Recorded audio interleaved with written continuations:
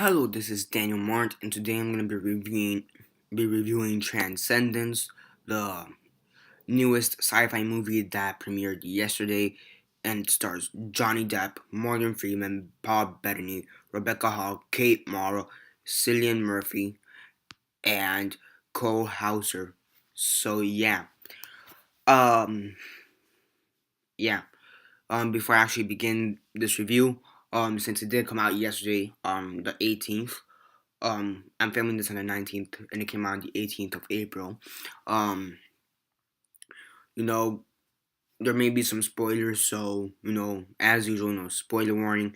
If you haven't watched the movie yet, go since it's still in theaters at the moment. Go watch it in theaters.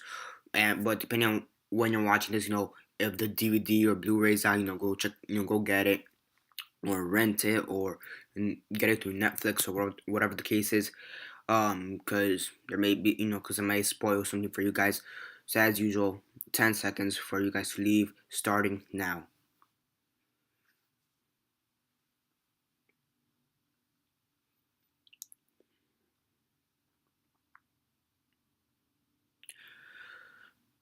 Okay, 10 seconds are up.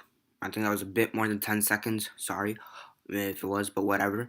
So yeah, I may have given you guys more than 10 seconds, so um, yeah. So for you guys who still haven't left this video and haven't watched the movie, as as I said before, watch it since it's still in theaters, or depending when you're watching this video, get somehow watch it. Just watch it. Period, and don't complain down in the comments below or be messaging me that I never gave you fair warning, because I did. So yeah, Transcendence. What did I think of it? So yeah, as usual, quick synopsis, likes and dislikes, and then the rate. um Basically revolves around this scientist, portrayed, better said, by Johnny Depp,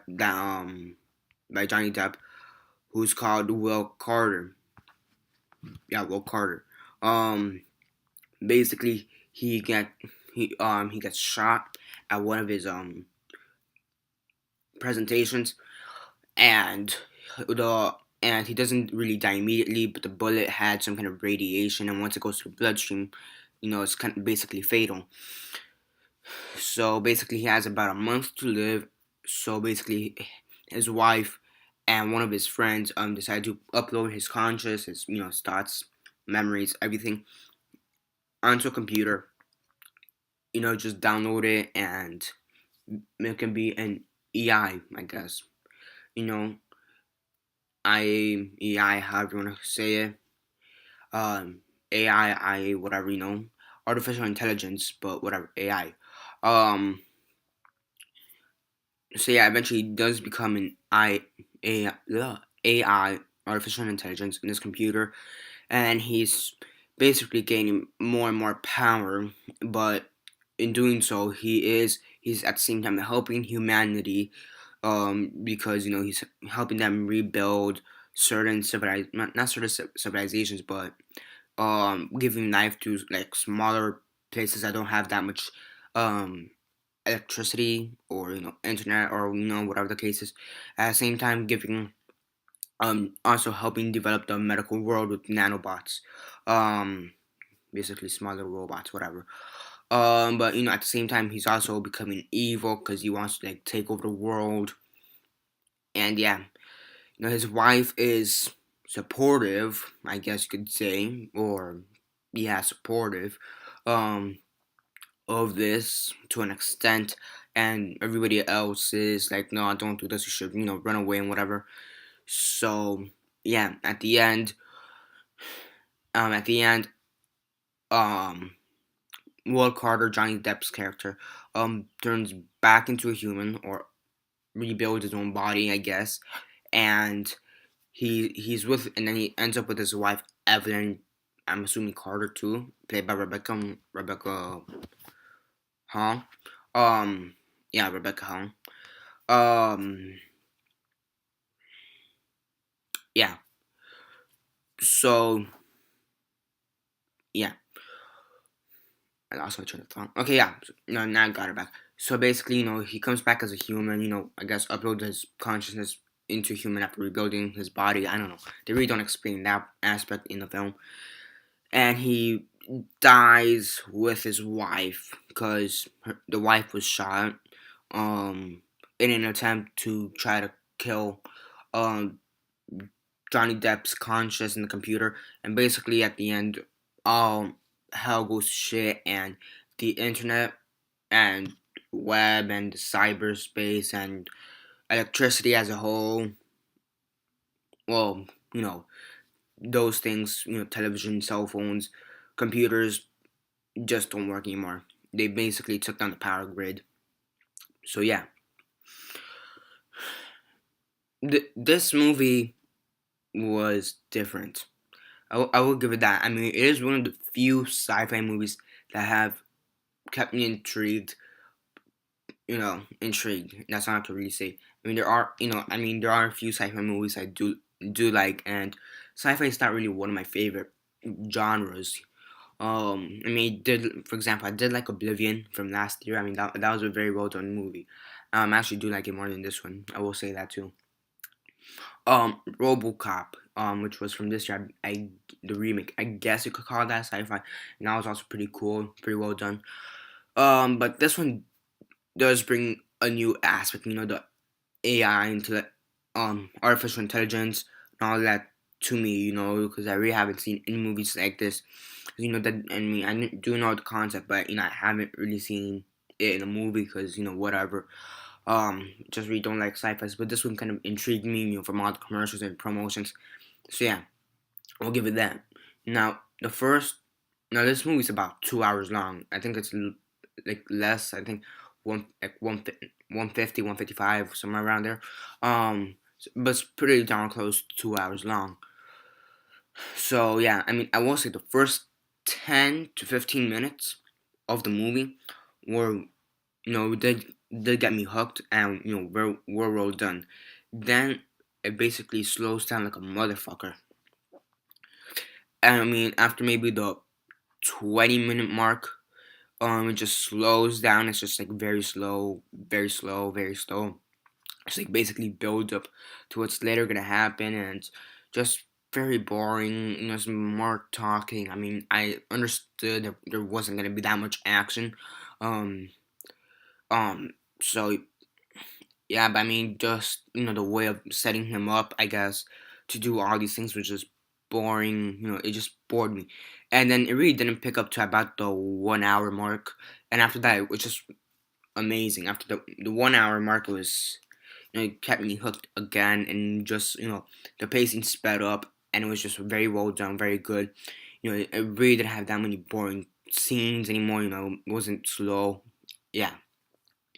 So the first 15 minutes were boring, and I guess the next let's see, an hour 45. Yeah, the next 45 minutes are boring.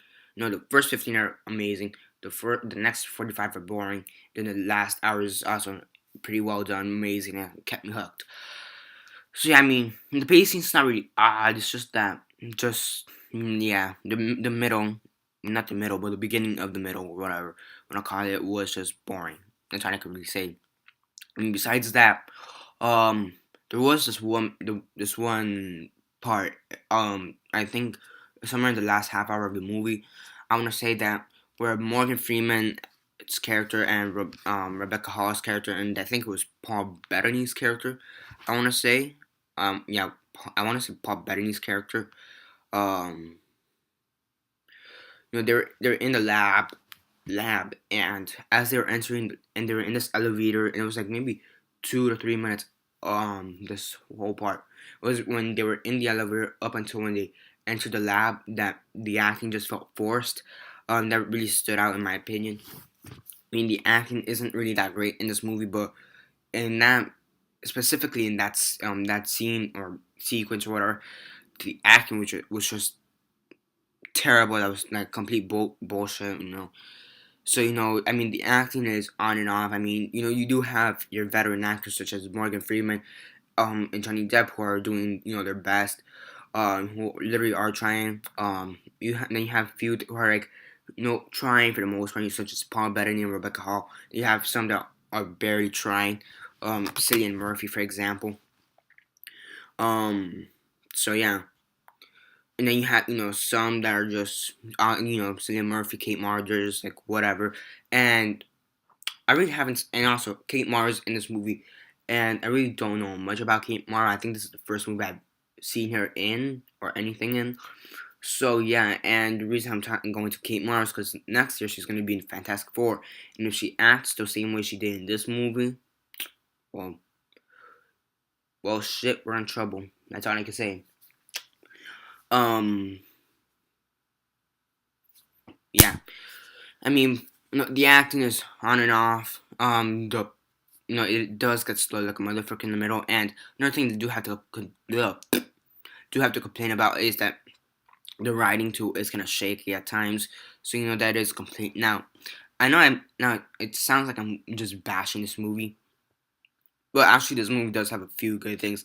I mean, it does keep me intrigued at times. It does some in the boring parts. It does actually have some pretty interesting scenes, which I also would like to point out. I mean, the plot is interesting, even though it's been done about 100 times. But to me, it does seem interesting, and considering this is the first movie I've seen that's like that, I think I will give it a bit more points on that. I mean, the special effects are also pretty good. Because for example, there's just once a few times more times in the movie where he has like solar. I'm not gonna call them solar panels, but they're like solar panels. They're giving him energy, and the nanobots could basically repair anything. So the nanobots are coming up and they're repairing everything. So that's pretty cool. Um, I do kind of like the concept of nanobots, like repairing and altering certain objects. I mean, we've seen that in a few other things, a few other movies or TV shows or whatever the case is. So, it is pretty interesting to see that. I mean, so it does have its good things. I mean, as I said before, there are certain actors that are actually trying to do the best they can. Johnny Depp and Morgan Freeman, more specifically. Um, so that's also, I guess, good. So yeah, I mean, there are parts where the writing is amazingly well done. Where there are parts when it's well done when it should be. So that's another thing. And yeah, and cinematography is another thing I actually want to touch on a bit. And the cinematography is actually pretty good. So yeah, and I don't know if you guys know this, but this is actually the directorial debut of Wally Pfister, I believe is how you say his name. Wally Pfister. I think that's how you say his name. And for those who don't know him, don't recognize his name, I'm pretty sure most of you won't. Wally Pfister, I guess is how you say his name, is actually a cinematographer, and he's actually done cinematography for some pretty well-known movies. Inception, Dark Knight Rises, Batman Begins. Um, yeah. Yeah, I mean, he's been a cinematographer for some pretty popular movies. So, he's basically like, when it comes to cinematography, Christopher Nolan's right hand man. So, it is pretty interesting to see how he does it. And I believe this is also the writing debut, I guess you could say. Um, movie writing debut for for Jack Paglen. I mean, so it is two debuts, a double debut, directorial and writer debut. So I I'm not that I'm gonna give any points, but just a fun fact to put out there. So but it is kind of interesting how these two worked on it. I mean, I think if they continue down this path, I really do think they have a long way to go to actually become well known. But I think Wally Pfister kind of has an advantage considering he's been working with Christopher Nolan for such a time. But, they do have if they want to continue down this road, they certainly do have to work for it because this movie it does show that they have something, but they still need to work on it basically. So I just want to throw that in there. So yeah, that's it for it. it for now. Now the rate, onto the rate. On a scale of 1 to 10, 1 being the worst, 10 being the worst, 1 being the worst, 10 being the best, and 6 being decent, I give this a 7.5. I mean, yeah, 7.5. I mean, it does have its ups and downs, I mean, but it is interesting to see how this director and writer, how they debuted, going through this movie and a sci-fi movie out of all movies. It is kind of interesting, and it was a pretty well done movie, interesting movie. I mean, I don't watch many sci-fi movies, and ones I do usually don't keep me intrigued. Usually, I change the channel or whatever. Usually don't watch for more than 10 minutes. So this movie maybe when I want to watch more than 10 minutes. I mean, yeah. I mean, the one problem also that have to say though, it's not really a movie I'd want to watch, for a long time though. I think that's also the only other problem I have with it. It's not really a movie I want to watch for a long, like for another few months. Maybe not till November at the very least. I mean, so yeah. I mean, and it's a bit predictable. I should also say that too. I almost forget that. Um, yeah.